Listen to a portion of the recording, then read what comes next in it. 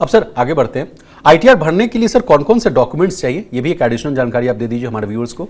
देखिए, जब हम इनकम टैक्स की रिटर्न ऊपर अपलोड करते हैं, जमा कराते हैं, तो साथ में तो कोई भी डॉक्यूमेंट अटैच होके नहीं जाता। ओके। पुराने ज़माने के अंदर फॉर्म 16 अटैच होता था, बैंकों से टीडीएस सर्टिफिकेट ला के अटैच करते थे, ना जाने कहाँ स्टेपल से अटैच करके मयूर भवन में जमा कराया करते थे। बड़े पुराने ज़माने की बातें कर रहा हूँ। जब से डिजिटलाइजेशन हुआ है तो एक बात तो क्लियर हो गई कि साथ में तो जमा कुछ नहीं होता, हमें फॉर्म में भरना होता है। यानी कि आपको अपनी गणना करने के लिए, कैलकुलेशंस करने के लिए जो रिक्वायर्ड डॉक्यूमेंट चाहिए, बस वो डॉक्यूमेंट चाहिए। जैसा कि फॉर्म 16 आपको चाहिए ताकि आप उसका मिलान कर सकें जो आपके हाथ में है और जो 26 ईयर्स आपकी साइड पे दिखाई दे रहा है।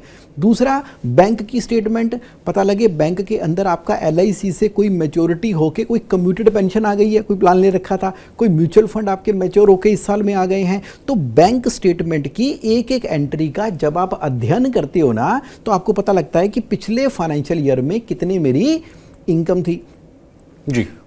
उसी तरीके से अब आप बाकी कोई और इनकम से रिलेटेड कोई डॉक्यूमेंट है, जैसे आपने प्रॉपर्टी किराए पर दी हुई है तो रेंट एग्रीमेंट आपके पास होगा, तो उसकी गणना कर सको कि कितना रेंट आपके पास आ रहा है। तो ये कुछ बेसिक डॉक्यूमेंट है। हाँ, आप उदार हो, अच्छे हो और आप डोनेशन भी करते हो तो डोनेशन की रिसीप्ट, क्योंकि उसकी डिडक्शन भी मिल जाती है।